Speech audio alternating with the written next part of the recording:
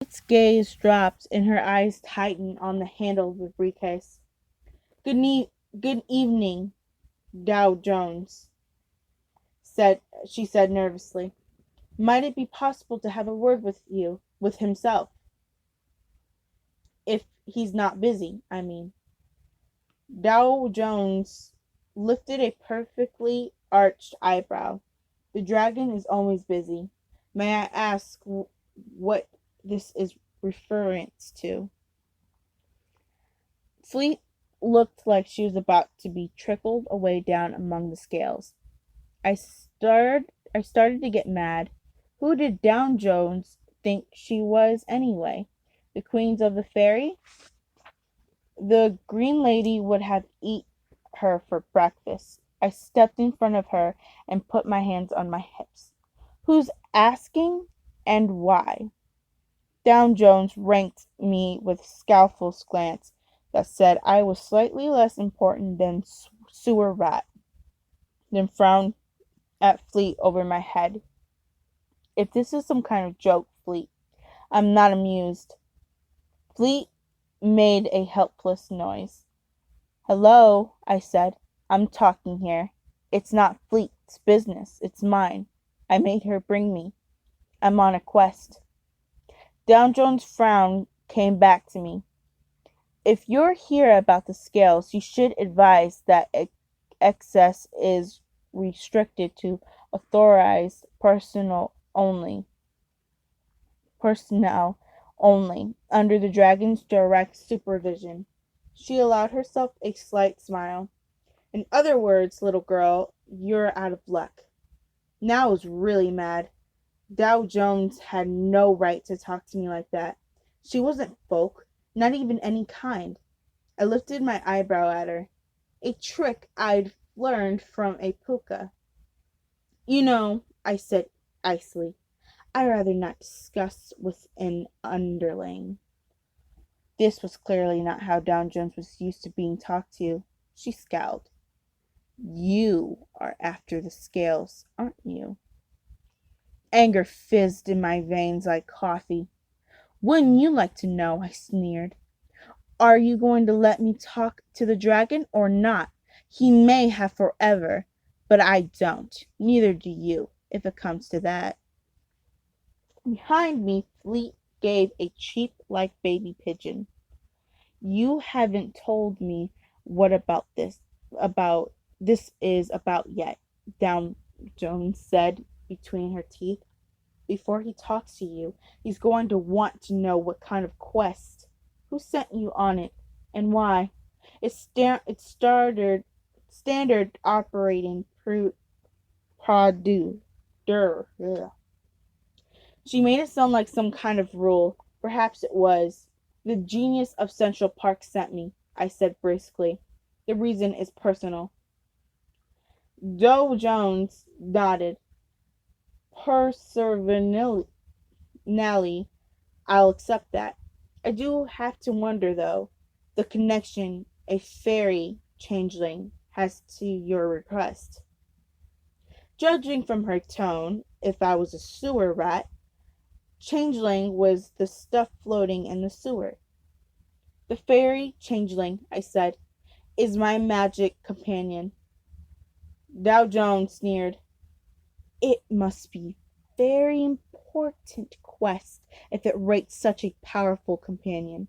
Where do you pick her up? The lost and found? It was as much as the way she said it as what she said. Although that was bad enough, Changeling, bewitched by the numbers scrolling down the dragon's eyes, didn't even hear her. You take that back, I said hotly. Dow Jones smiled. Why? Everybody knows that all fairy changelings are only good for taking our places outside. Their magic is negligible. They grow old, they die. They don't really belong to any world. True folk hate them. Mortals don't like them either, but these days they're too soft-hearted to get rid of them. It looks to me as if there's one parent's managed to send her back. What did they do? Throw her onto fire? Beat her until she disappeared? By this time, I was so mad I actually saw red. My ears rang and my skin tingled. I wanted to hurt Dow Jones, and I would have too if Hugh's metallic voice hadn't claimed my attention. May I ask just what this is going on down there? Dow Jones, the dragon said. Dow Jones spun on her heels, click-clacked to the dragon's head, and nipped onto the domed space under the dragon's claws, not wanting her to get to the first word in. I took a deep breath and cupped my hands and yelled, "Hey, dragon! Want to make a deal?" There was a pause. "A deal?" the dragons boomed. "I like a good deal." "This one's really good," I said. "Just wait until you hear it." "I doubt that. Listen, little girl, I don't have time to go through all the fairy tale chit-chat you questers are so fond of. I'll just cut to the chase. You want my scales, just like everyone else, and I don't want to give them to you. What can you possibly offer me that would make me change my mind?" "I'll do an impossible task," I shouted. "Whatever you want. If I succeed, you have to give me the scales. If I fail, I'll go away and don't come back." "No deal," the dragon said. "If all I wanted was for you to go away, I could simply eat you. Try again." "How about a ticket of Peter Pan?" I said with an original Tinkerbell. A low rumble shook the ground like an earthquake, the dragon either amused or irritated. "Surely you don't have something better than that." I hesitated. The magic uh, mag- magni- magnificent mirror of the Mermaid Queen, I admitted. "But I'm supposed to give that to the Green Lady."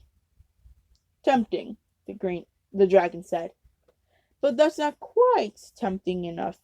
My scales are very powerful. They weigh the balance of every chemical transaction across at least 3 levels of reality.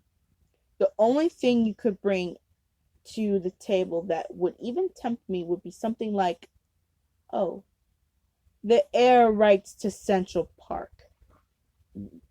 "What?" Fleet and I said at the same time. Only she sounded like she understood what he was talking about. "Air rights," the dragon boomed impatiently. "Don't you know anything about business at all? Central Park itself is protected from chemical development, but there's no reason the air above it can seem used for something profitable. A mall, perhaps?" "You're out of your mind," I said.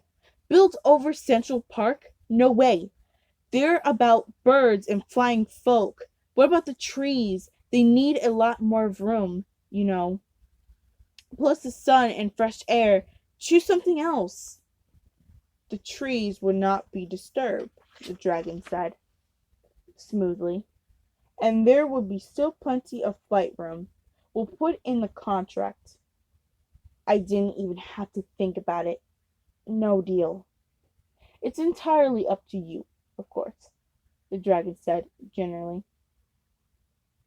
"It's your quest. Maybe I can sweeten the deal for you. I'm a bit of a gambler, you see. It's a great weakness. There's a little task I've got in mind. I'm willing to stake my scales against the Central Park air rights that you can't complete it." I didn't need folklore except to tell me that I'd lose this bet. The Dragon of Wall Street may be a gambler, but he's not stupid. "No," I said. "It's not a complicated task." I wonder what the dragon considered simple. "What is it?" "Telling you beforehand is not standard operating procedure. But I appreciate that you can't make an informed decision if you don't have all the data. Here it is, very simple, really. I want you to make the bull cry and the bear laugh." almost laughed myself. The Dragon of Wall Street might be the biggest and most powerful genius in New York, but he sure didn't know how much folklore. His task was nothing but a variant of common fairy tale plot.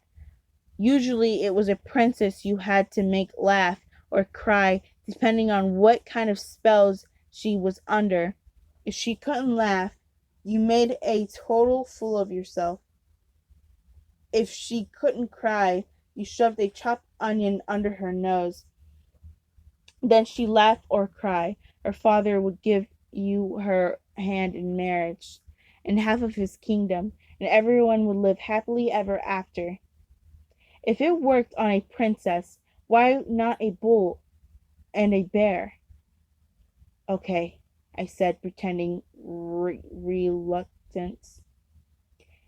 It's a deal. Your skills against the Central Park air rights that I can't make the bull cry and bear laugh. Done, said the dragon.